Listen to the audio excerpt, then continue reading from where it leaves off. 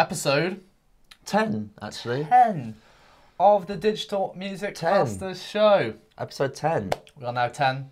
What's I feel like that's momentous, don't you? Yeah, we've hit the big. We've hit the big 1-0. Double digits. The big 1-0. DMM is 10. We're in the two-figure club. Exactly. Yes. So today we're going to talk about the best. Only the best. Best. Simply the best. Nope. No copyright strikes. I nearly did though. Plugins for mixing your own music. Or someone else's even. Or someone else's. For mixing tracks. If you want to mix someone else. So we're going to talk about plugins. We know it's a juicy topic. We know you all like plugins. I know I like plugins. Well, plugins are very... I know what your answer's going to be. Plugins are very easy to talk about. And they're very cool and very... Sexy. Sexy, yeah. Because like, especially these days when they just like, oh, it's like another channel. And it's this one, this is the channel. This one is the channel. Right, this is the question I know the answer to. Everyone watching, if you've seen another Digital Music Masters show, you will know the answer, Chris. The best plugin. The one, the only plugin for mixing. I know what it's going to be. Begins at N and ends in the A. What is it? The Nova. Oh, I thought that was not applicable. Oh. Yes. No, you're right. Do you know what, it didn't come to mind, but this is it. Guys, can you do a drum roll? The very best plugin is Tokyo Dawn Labs Nova. This is not a paid endorsement. This is not a paid endorsement. It is the best plugin. Because there's nothing it can't do. Dance.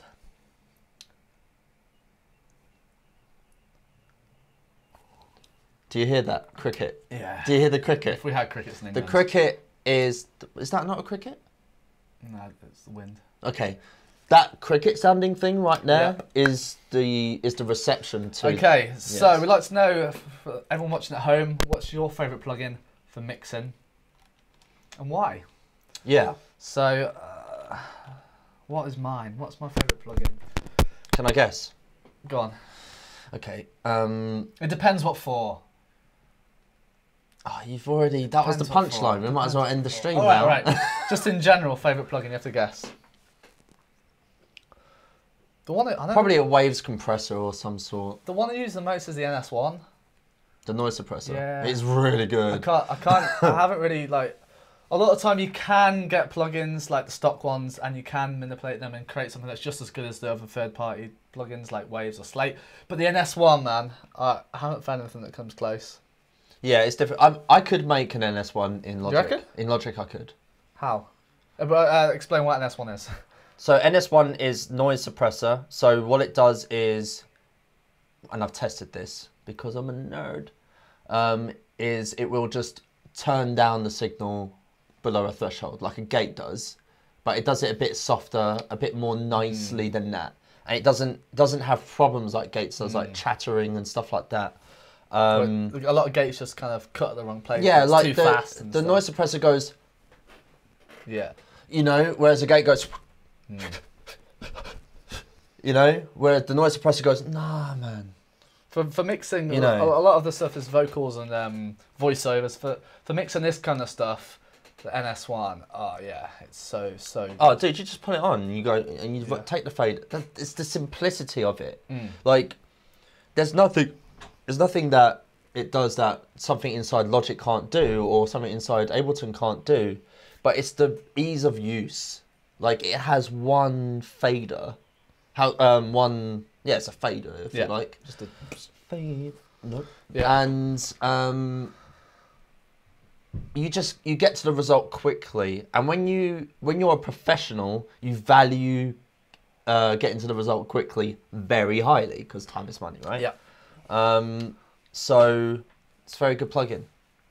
I could easily make that in Logic. I could actually make a better one in Logic using the multi-band compressor. It's cheeky how there's a few plugins I think are cheeky because they're so easy to use. Another one They are too easy. is the Waves de-esser. Okay, so that de-essing is a very specific task. Like de-essing, you can do that in Logic, but the Waves difficult. one is just so simple. The problem with the Logic one is it doesn't scale the input, and it doesn't give you a lot of control. Like it's almost too specific to de-essing. Like a good de-esser, because a de-esser is effectively a dynamic EQ. I'm just thinking about the internals of it, but yeah, it's effectively the it's a dynamic EQ, but I use TDR Nova for de-essing. Okay. Because I can solo a band, go, there it is, and then turn down the threshold, and then it goes. Okay. One more cheeky set of plugins. Let's hear your opinion on this. The Waves one knob. So there's a filter, it has a brighter, it has drive, it has a louder. Ones, louder. Yeah. I've used louder a few times. Yeah. Look, at the end of the day, the output matters. Mm. If it helps you with the output, that's what matters, right? Yeah. However, tools should help you learn. Not just, they should help you get better at your craft, you know? Mm-hmm. They shouldn't always just do everything for you. Sometimes when you need the result and you throw that on and it's the result and you drive it up to 3 or 4, then boom, lovely, right? But it's not teaching you anything, and it's not as customizable. It's a blunt instrument. It's a blunt instrument. But sometimes it can work. Sometimes it can work because the input was rightfully processed because of the output, like because it helped you get there, right? But you know, at the end of the day, yeah. Right, let's jump on to some questions. We've got some questions. Pitcher Yadith says, what is the most expensive plugin you have bought? Ableton Live 10. That's not a plugin. It has lots of plugins. Yeah, but it's a host. NS1, $180. There's a single standalone.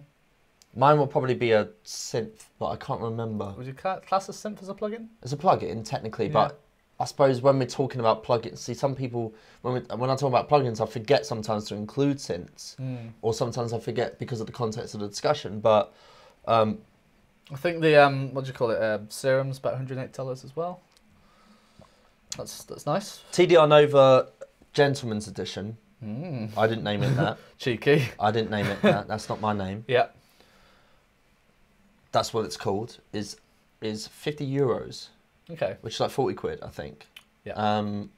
I've got that. Sick. Actually, a friend bought that for me for Christmas. Honestly, I don't think you need... I only really use a handful of like non-stock plugins. I don't really think you need that many. No, you don't. I mean, the thing is, like, it depends what you know. I know how EQ, compression, limiting, and stuff works. Like I use for EQ, compression, limiter. I use the Logic ones. Yeah, because we know how they work and we deploy best practices, right? But what a lot of people do, Thomas, is they throw a plugin on and just judge it. You know what I mean? Yeah. They just judge it, and if it's a bit louder, it sounds better, right? If it's a bit louder, they know that as well. You know them. So yeah. All right, we've got a question down here. Chris, you're probably the best to answer this about mastering, or as Chris says, mastering.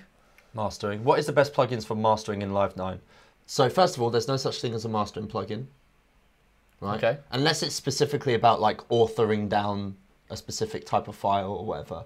But there's no such thing as a mastering plugin. Okay, I think maybe he's trying to say is what, I don't know, for mastering, which is the most suitable. Yeah, I know.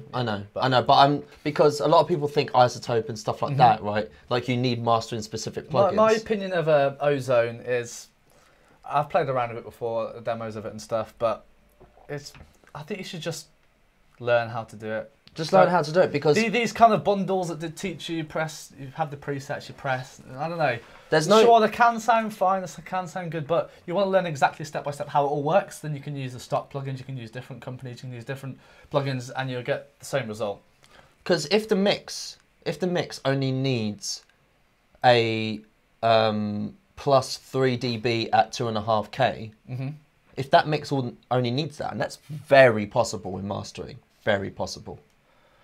Then any EQ will do that. None of them will probably sound any different. I don't think you probably mastered in Ableton Live 9, but stock plugins are similar to Logic's. Yeah, an EQ is an EQ. Limiter, EQ. There's like, if you actually coded an EQ, there's not actually many different ways to do it. Yeah, the 8-band EQ in Ableton Live's nice. Yeah. Channel 8, I'd say. There's no such thing as best plugins for mastering. There's just what the mix is or mix needs, and just apply. You know, like I had a conversation. Someone was like, "Oh, what's the best limiter?" I'm like, "It's not the limiter that matters. It's what's going into the limiter that matters." Yeah. You know, like if the limiter is distorting, it's not the limiter's problem. You're using the limiter wrong. You know what I mean? So, you know, I was like, focus on what you're working into the limiter. You know, so honestly, like if you told me, Chris, you could only master your client's material for the rest of your life using only this basic EQ, this basic compressor, and this basic limiter, I'd be like, cool. I think it's better to go back to basics and just learn because how the essential plugins work. Because if you know actually... Like compression, limiter, EQ, de-essing, gating. Because if you actually know... The best plugin, honestly, and this sounds cheesy, is knowing how this stuff works. Because you'll find that, like reverb, the reverb thing always happens, right? I always I had a conversation the other day. They're like, "Oh, my reverb. I don't like my reverb plugin." I'm like, "Okay, cool. What have you tried so far?" "Oh, I've tried all the presets, but I want this to happen." I'm like, "Have you tried adjusting the pre-delay on that preset to push it into the location that you want?" They're like, "Oh, yeah, but I didn't think to do that." I'm like, but if you learn reverb, you'd know how to manipulate things like pre-delay, early reflections, diffusion, RT60 and stuff like that until you found that sound that you want. But most people can't, they don't know how to get from this into tangible form. And, you know, their only option is to cycle through some presets, which is a gamble at best. You know, but if they learn the theory, yeah.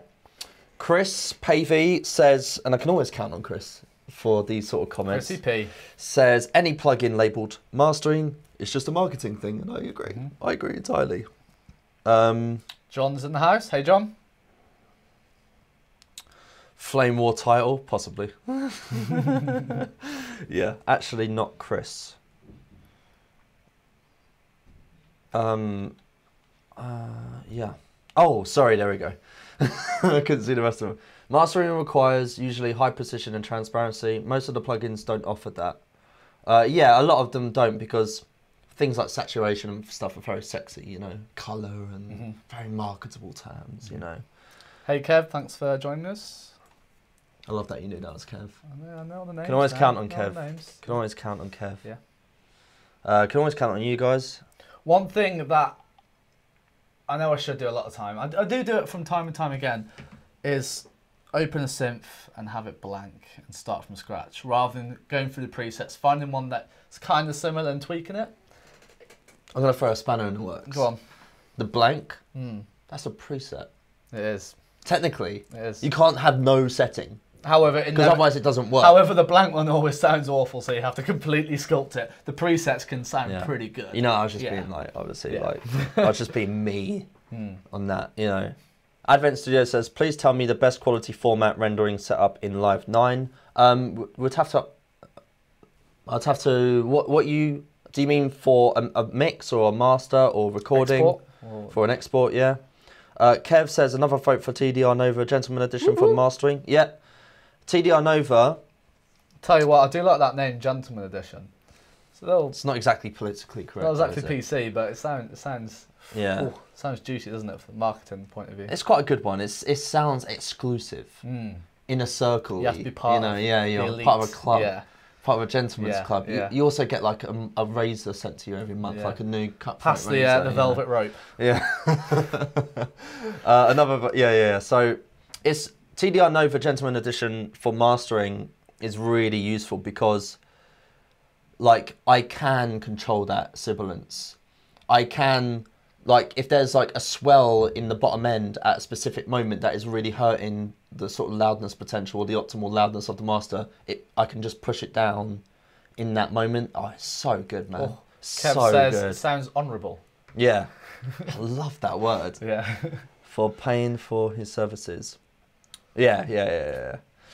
It was made by an honourable man. Honourable man. We actually have Lord Nova. We actually have one of the honourable men in the Unlock Your Sound group. His name's Fabian. Fabian Toko Dawn.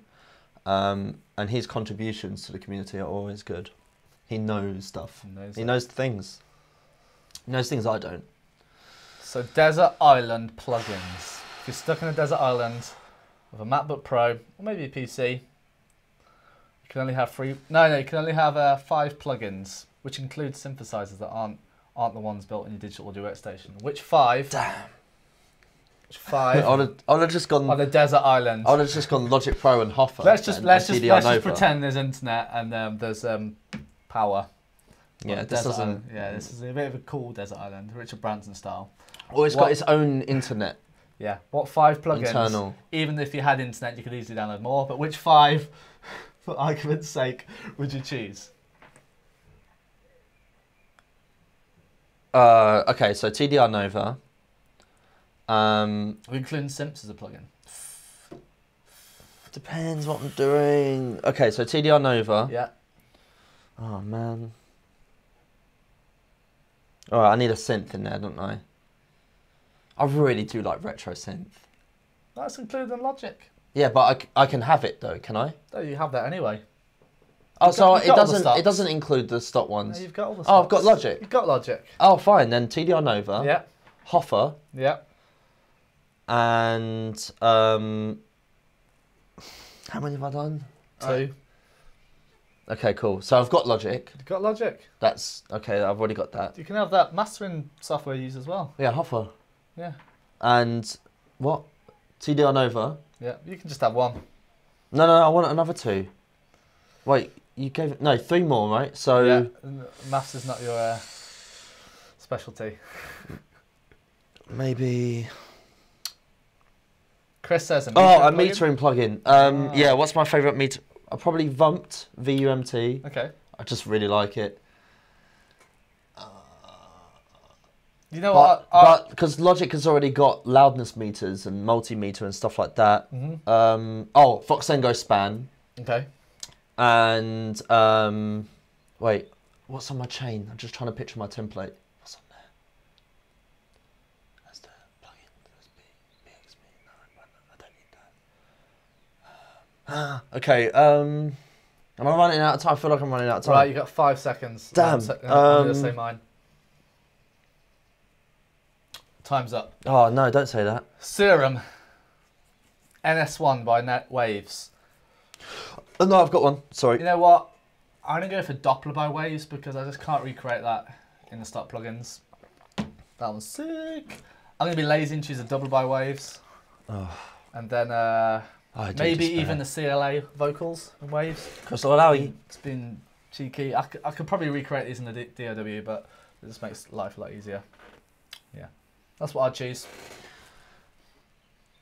The Hoffa, not Hoffa, them people, are they, I forget. The same people make 4U plus blind test. You remember that blind test plugin that I showed you in Poland? And like, you throw 2 plugins in, tracks in, like you connect it to 2 tracks, right? I don't always use it because it's like the loudness being subjective thing, but it's a really useful tool to quickly get a fair A/B test. You load it on 2 plugins, Hoffa systems. You load it on 2 plugins, tracks, sorry, and then it analyzes the tracks inside this window, and it analyzes the loudness, and then you do a fair test. It loudness compensates the 2 and rolls the dice, and it presents to you the different ones. And you don't know, obviously, what one you're listening to, so you can be objective about the comparison. Like, if you're mixing, like, I might compare my master against the mix that went in. Okay. Just to see which one sounds better after loudness compensating. And then I can write a note, like, oh, bright, or this one is crushed, right? And then it goes, rolls the dice and goes, oh, this one was that one was that one. You know, and I hope that the one that I liked was the mastered one. But all right, let's answer this question about export settings in Live 9. So I've just opened up Live 9, What export settings would you use, Chris? It depends. So if this is What file type would you go for? I generally go for a WAV. Well, a WAV, generally, if you're uploading this to an online distributor or uploading to SoundCloud, if this is your master that you're exporting, then yeah, is this your mix or your master? Exactly. I think you said mastering before. Let's pretend it's a master. Let's say that this is the final master. Yeah. I would say, well, an online distributor is only going to accept a 44.1 WAV 16-bit, unless you're doing some iTunes Wouldn't choose submission. 48. No, it won't accept that. Okay. 48 if you were sending it off to a film mixer. Yeah. Right? At 24-bit. But if you're sending it to CD Baby, this is your final 16-bit. master, 16-bit 44.1 WAV with dither on. What dither options would you have? Nope. No dither? No dither. Just, it doesn't matter which one. Okay, yeah. Well, Chris and I discussed this in our podcast the other day, and I said, what did I say? Chris will remind me. What did I say? I was like, I don't share what dither I choose. So you'd have normalise off? Yes. Yep, so normalise off. Okay. You wouldn't convert to mono, have that off? No. That's pretty much it. That's pretty much it in Ableton Live 9. Yeah. Ableton Live 10 allows you to also simultaneously export an MP3. So what I like to do, not to upload, just to send my friends or send someone, I like Facebook Messenger really quick. I'll also send them an MP3 if it's just like little ideas, bits and bobs. But a final mix, obviously, it'd be a WAV. Final master, yeah. So, yeah, final master. So, yeah, I'm not going to recommend, I don't recommend dither choices. Hashtag dither shame. Chris and I made that up the other day. We're going to try and get it trending. Yeah, just dither. Just don't not dither. Mm-hmm. But what dither you choose, whatever. We'll cover dither in the podcast. You could have a whole dither episode. Yeah. Yeah. It's good. Yeah. What's more? So let's do the cross promoting for Chris on the other end. What's going on with your podcast and what's it called? What's it about? It's the Unlock Your Sounds podcast. So this is more hardcore if you guys want some this is hardcore, ridiculous. techie, nerdy This stuff. is nerdy. Okay. Right, this is ridiculous. Like, this is very much, probably isn't going to do anything for anyone's brands because it's just myself and Chris just obliging each other, basically. Nerdiness. So it's audio engineers. Oh, podcast. yeah. It's a mastering engineers podcast Okay. at this point, which is the nerdiest version of an audio What's engineers it under podcast. Unlock Your Sound? Yeah. Okay. It's the Unlock Your Sound podcast with Christopher Carvalho and Chris Pavey of Chris Pavey Mastering. And yeah, it's lots of banter. Cool. I mean, we're talking about, like, the first one we did was like, what is mastering? And we're going to talk about business and stuff like that as well, like service business, clients, and stuff like that.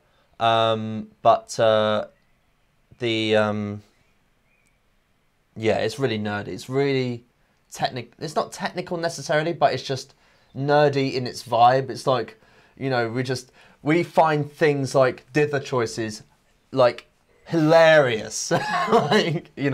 So if you want, the Unlock Your Sound podcast. Yeah, if you want, if you're interested in that, just go to the Unlock Your Sound Facebook group. It will be on there at some point soon. Yeah, or just go on YouTube and type in Unlock Your. It's on YouTube, right?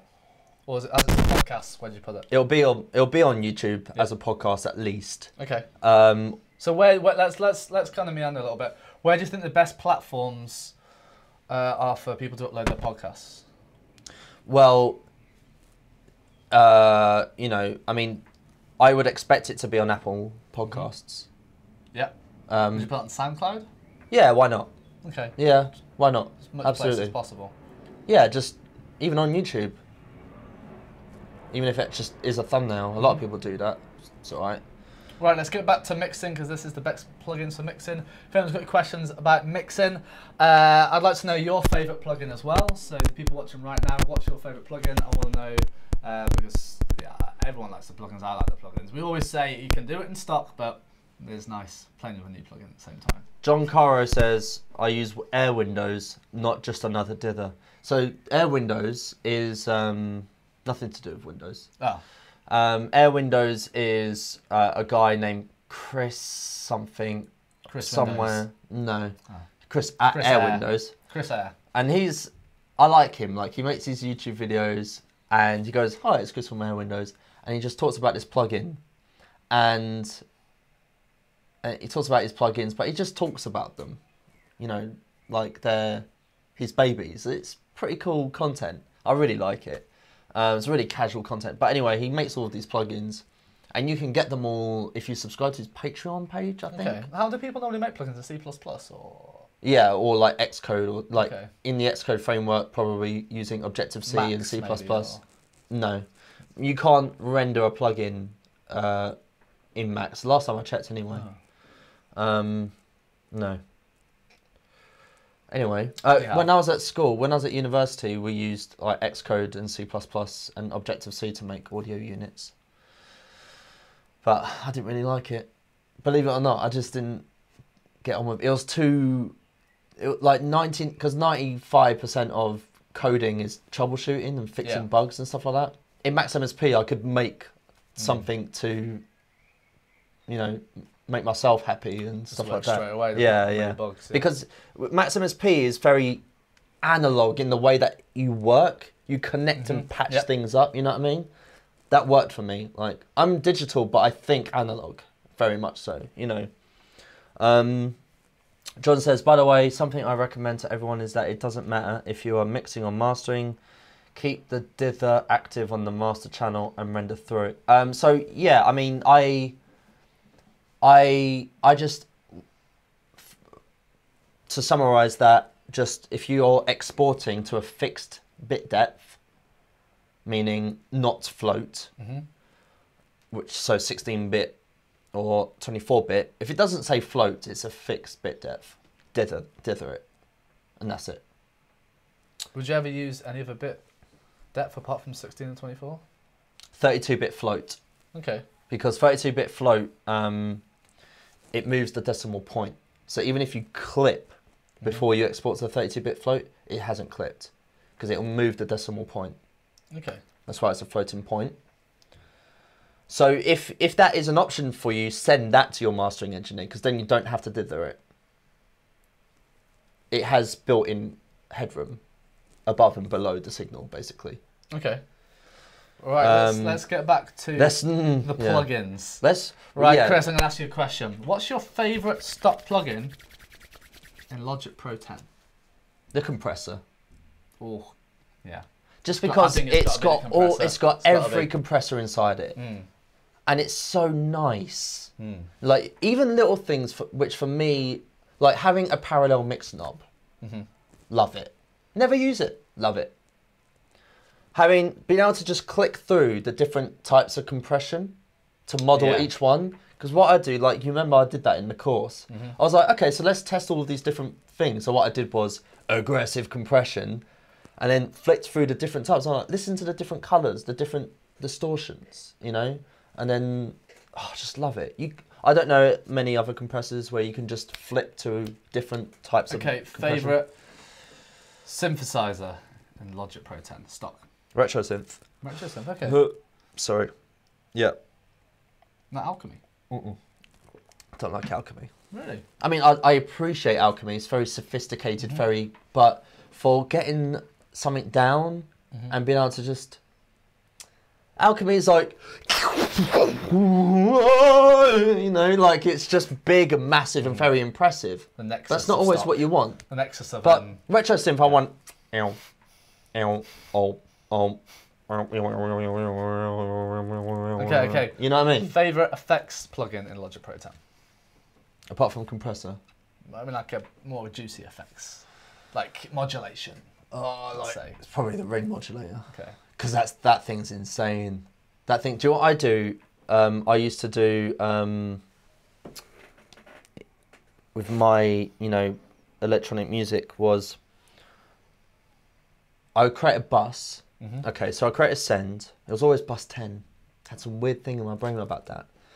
Bus 10 tape delay. Cool, tape delay. Put tape delay on, and I think I had it on like 1/8 dotted, right? Yeah.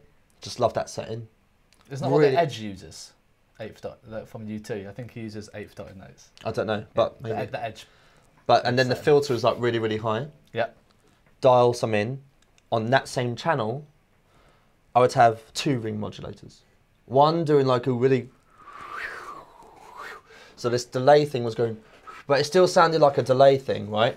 And then I'd do the linear, another one, the linear, just summing 2 different ways together, you get a complex sound, and that's why you get this,